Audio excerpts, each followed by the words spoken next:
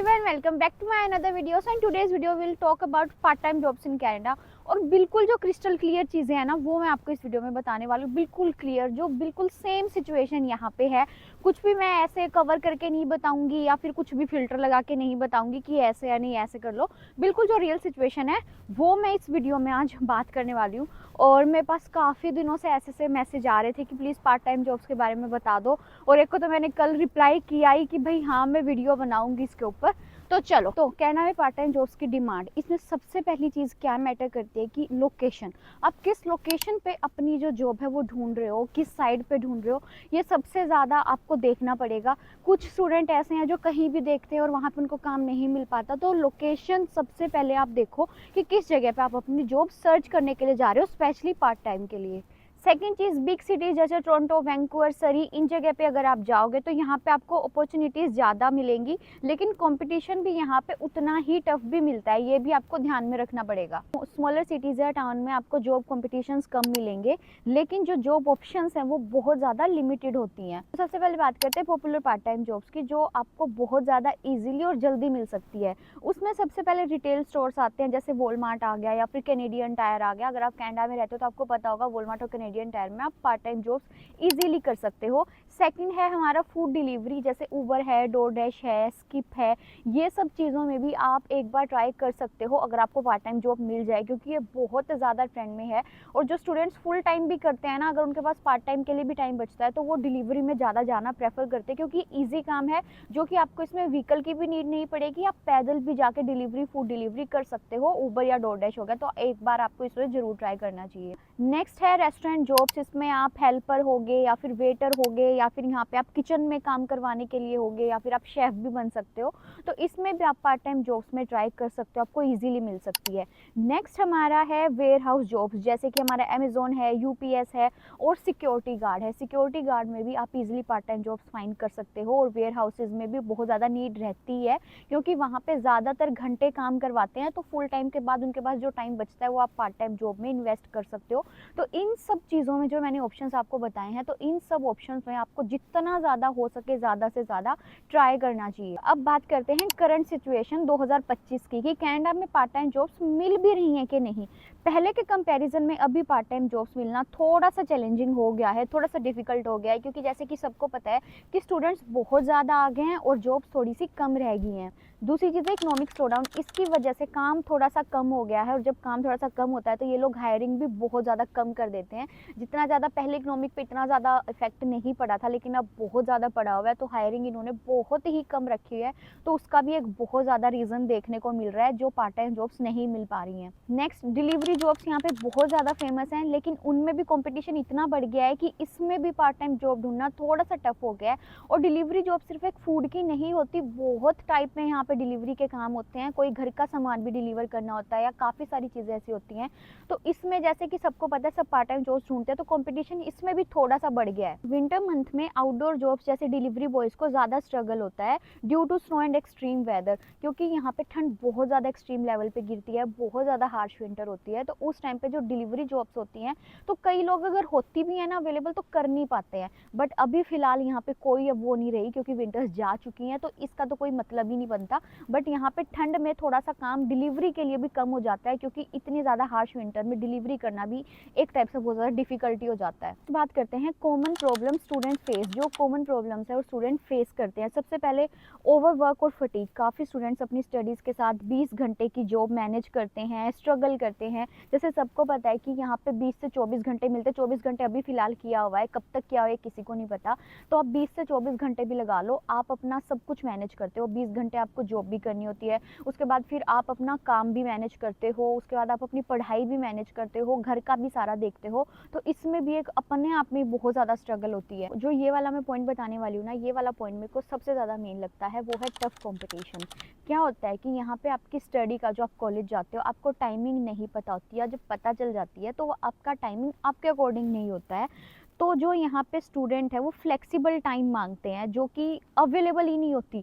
अब आप बताओ कि आपकी जो स्टडीज़ हैं आपको वो करनी ज़्यादा इंपॉर्टेंट है, लेकिन अगर आप पार्ट टाइम जॉब ढूंढने जाओगे तो वो आपके टाइम को मैच ही नहीं करती हैं, वो आगे पीछे हो जाती है। तो इस वजह से भी जो पार्ट टाइम जॉब है अगर आपको मिल भी रही है ना तो भी आप नहीं कर पाते हो मजबूरी में, क्योंकि स्टडी बहुत ज़्यादा इंपॉर्टेंट है। स्टडी और फिर आप जो पार्ट टाइम जॉब ये नहीं है कि आप 2 दिन कर रहे हो उसके बाद फिर आप अगले हफ्ते 2 दिन आ रहे हो। अगर पार्ट टाइम जॉब कोई देगा तो वो डेली के हिसाब से ही देगा ना। फिर टाइमिंग चाहे सेम हो कि आप 5 टू रात को आप 5 से 9 बजे तक कर लो या फिर आप 6 से 10 बजे तक कर लो, इस टाइप में भी लगा लो अगर है।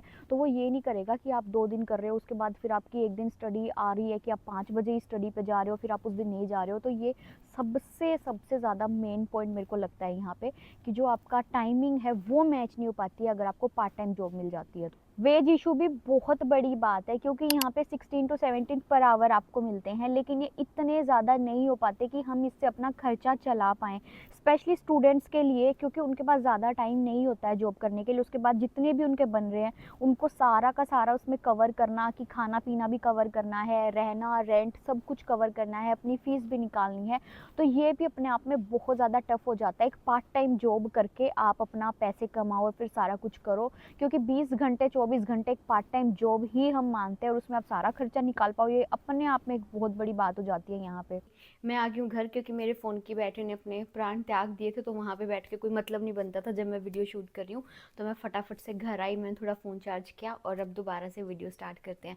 तो अब मैं आपको बताने वाली हूँ कुछ ऐसे टिप्स और कुछ ऐसे सोल्यूशन जिनको यूज़ करके आप इजीली पार्ट टाइम जॉब्स आपको मिलने के चांसेस इंक्रीज़ हो सकते हैं और कैसे इजीली आप पार्ट टाइम जॉब्स ले सकते हो। तो चलो स्टार्ट करते हैं। सबसे पहले हमारे सोल्यूशन में आएगा रिज्यूमे इम्प्रूवमेंट। यहाँ पे जो हम रिज्यूमे बनाते हैं वो इंडिया में जैसे हम बनाते थे बिल्कुल डिफरेंट है। आपको कनाडा के टाइप का ही रिज्यूमे यहाँ पे बनाना पड़ेगा। इंडिया के अकॉर्डिंग अगर आप यहाँ पे बनाओगे तो आपके रिज्यूमे को कोई भी नहीं देखता, साइड में फेंक देता है, कूड़े में डस्टबिन में ही वो जाता है, तो उसका कोई भी फ़ायदा नहीं होता। सबसे पहले जो आपकी स्किल्स हैं उसको आपको रिज्यूमे में जितना हो सके अच्छे से हाईलाइट करना है। ये नहीं कि आप ऐसे लिखते जा रहे हो, हाईलाइट करना है आपको अपनी स्किल्स को। जो और एक आधी चीज़ झूठ भी चलेगी अगर आप उसमें कुछ अपनी स्किल ऐड कर सकते हो, या थोड़ा बहुत झूठ चल जाता है क्योंकि जॉब लेने के लिए हमें इतना तो करना पड़ेगा। लेकिन ये नहीं है कि आप 90% झूठ डाल रहे हो, सिर्फ 10% सच डाल रहे हो, तो ये भी नहीं चलेगा।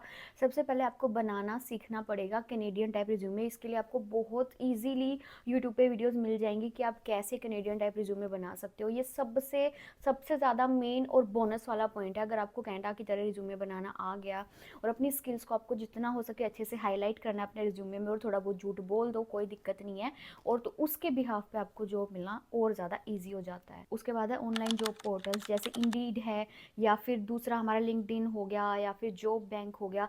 इस पे आपको जितना ज़्यादा हो सके ना एक्टिव रहना है। आप एक काम कर सकते हो कि आप जैसे आपने एक मेल से अपना अप्लाई कर दिया, आपने लिंक्डइन पे कर दिया, जॉब बैंक पे कर दिया, जहाँ जहाँ पे इंडीड पे कर दिया, तो आप एक दो मेल और बना लो, एक दो जीमेल और बना लो। तो एक दो जीमेल से और अलग से उस पर दोबारा फिल करो, और जितना हो सके एक्टिव रहो, देखते रहो, चेक करते रहो। सबसे ज़्यादा मैं बता रही हूँ पर्सनल एक्सपीरियंस से कि इतना ज़्यादा काम आता है ना आपका जो ये ऑनलाइन है, जॉब इंडीड है, लिंक्डइन है, बहुत ज़्यादा। ज़्यादातर स्टूडेंट्स अगर इस पर अच्छे तरीके से इसको यूज़ करना सीख गए ना, और ज़्यादा एक्टिव अच्छे से रहते हैं, अच्छे से सर्च करते हैं, तो आपको जॉब ईजीली मिल जाएगी। पार्ट टाइम जॉब भी आपको बहुत ज़्यादा ईजिली मिल जाएगी। नेक्स्ट जो मैं पॉइंट बताने वाली हूँ बहुत ज़्यादा इंपॉर्टेंट है, अगर आपको जल्दी से और बिना ज़्यादा मेहनत किए जॉब लेनी है तो वो है नेटवर्किंग की।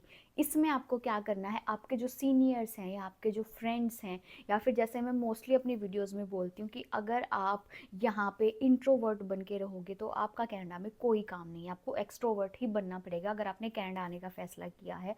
तो जितना हो सके अपने सीनियर से बातें कीजिए, अपने फ्रेंड से सर्कल बढ़ाइए, जितना हो सके ना आप अपना सर्कल बढ़ाओ, लोगों से नेटवर्क बनाना शुरू करो, लोगों से बातचीत करना शुरू करो। जैसे आप कहीं भी चलते फिरते जा रहे हो, अगर आपको कोई इंडियन दिख जाता है आप उससे बात करना स्टार्ट कर दो। आप बस में कहीं जा रहे हो, ट्रैवल कर रहे हो, कहीं भी आपको मिल जाता है।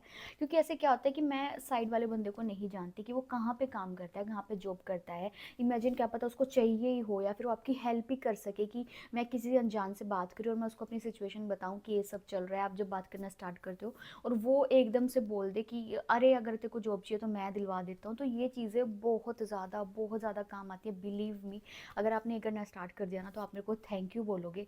इससे क्या होता है कि आपके अंदर इतना ज़्यादा कॉन्फिडेंस बूस्ट होता है कि आप कनाडा में इतना बढ़िया बढ़िया परफॉर्म कर पाते हो ना कि आप कभी इंडिया में भी अपने आप को ऐसे नहीं देखा होगा आपने। तो जितना हो सके अपना नेटवर्क बढ़ाओ, लोगों से बातचीत करो, इससे आपकी बहुत ज़्यादा अपॉर्चुनिटीज़ आपको देखने को मिलती हैं। इनफैक्ट आप कनाडा में बहुत ज़्यादा अच्छा करना शुरू कर देते हो। जो नेक्स्ट मैं बताने वाली हूँ ये आपके ऊपर है, वो है ईजी साइड हसल्स। अगर आप कर सकते हो, जैसे ट्यूटरिंग आप कर सकते हो, फ्रीलांसिंग आप कर सकते हो, आप वेब डिज़ाइन कर सकते हो। लाइक अगर आपको ये सब काम आता है तो आप इससे ईजीली बहुत अच्छे खासे अर्न कर सकते हो। जैसे आपको कुछ भी, अगर आप किसी सब्जेक्ट में बहुत अच्छे हो तो आप ऑनलाइन पढ़ा सकते हो। जैसे सबको पता होगा यहाँ पे मार्केट प्लेस नाम की चीज़ होती है, कीजीजी होती है, या फिर इसके आपको बहुत सारे ऑप्शंस मिल जाएंगे। अगर आप किसी पर्टिकुलर सब्जेक्ट में बहुत अच्छे और आपको पता है कि आप पढ़ा सकते हो तो यहाँ पे बहुत ज़्यादा नीड होती है ट्यूटर की, तो इससे भी आप अच्छे खासे पैसे कमा सकते हो। फ्रीलांसिंग अगर आपको आती है तो इससे भी आप पैसे अच्छे खासे कमा सकते हो। नेक्स्ट है रियलिटी चेक। नेक्स्ट मैं आपको रियलिटी चेक देना चाहती हूँ। Sacrifices you might have to make. ज़रूर ये आपको करना ही करना पड़ता है।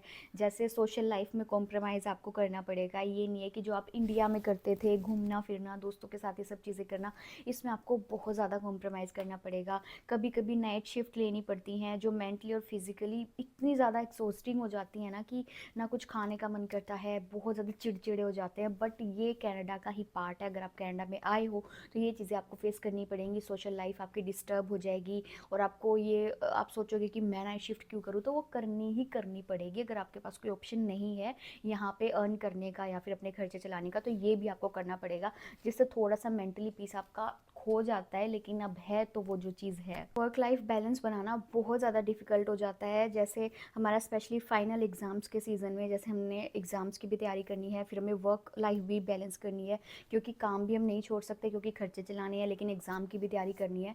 तो उस टाइम पे थोड़ा सा हेक्टिक शेड्यूल हो जाता है, बट आपको दोनों को बैलेंस करना आना ही चाहिए। और जब तक ये नहीं आएगा तो आप यहाँ पे ना तो एडजस्ट कर पाओगे ना कुछ और कर पाओगे। देखो, पार्ट टाइम जॉब्स करना कनाडा में ईजी नहीं है, लेकिन अगर आप स्मार्ट प्लानिंग और पेशेंस के साथ काम करेंगे तो आपको सक्सेस 110% मिलेगी मिलेगी। एक और इम्पोर्टेंट चीज़ मैं यहाँ पे मेंशन करना चाहती हूँ कि अगर आप किसी की भी बातों में यहाँ पे आ जाते हो, लाइक यहाँ पे स्कैम्स बहुत ज़्यादा होते हैं कि आप यहाँ पे हम ट्रेनिंग देते हैं लेकिन आपको पहले इतना पे करना पड़ेगा, उसके बाद आपकी पेड ट्रेनिंग होगी, आपको पैसे मिलेंगे साथ ही साथ।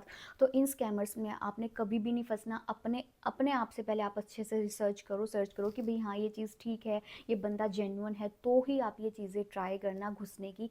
अदरवाइज़ अगर कोई आपसे पैसे मांग के आपको ट्रेनिंग पेड दे रहा है तो ये मुझे नहीं लगता कि जेन्युइन है। जितने टाइम मैं कनाडा में रही हूँ तो ये चीज़ों में कभी भी नहीं फंसना, फ्रॉड और स्कैम में नहीं फंसना कि मैं आपको जॉब दिलवा दूंगा, आपको इतना मुझे पहले पे करना पड़ेगा। तो इन चीज़ों से आपको जितना हो सके बच के रहना है। बस यही सब चीज़ें थी, यही आज के टाइम में अभी फ़िलहाल कनाडा में पार्ट टाइम जॉब का चला हुआ है। लेकिन अगर आप स्मार्टली प्लानिंग करते हो, स्मार्टली सारे मूव आगे बढ़ाते हो तो आपको 100% जॉब मिलेगी। जितना हो सके ऑनलाइन एक्टिव रहो और जितना हो सके बिग सिटीज़ में आप ट्राई कर लो। लेकिन अगर स्मॉल टाउन्स में भी अगर आप जाके देखोगे तो हो सकता है कि आपको वहाँ पे भी जॉब मिलने के चांसेस हो जाते हैं, क्योंकि लोग ज़्यादातर बिग सिटीज़ में भागते हैं। लेकिन स्मॉल टाउन्स में कहीं ना कहीं नीड पड़ती ही रहती है, लोगों की हायरिंग चलती ही रहती है। और ठंड में थोड़ी सी हायरिंग कम हो जाती है, बट ठंड चली गई है, गर्मियाँ आ गई हैं, तो देख लो। तो ये थी आज की वीडियो। अगर आपको वीडियो इन्फॉर्मेटिव लगे तो वीडियो को शेयर करना, लाइक करना, चैनल सब्सक्राइब करना।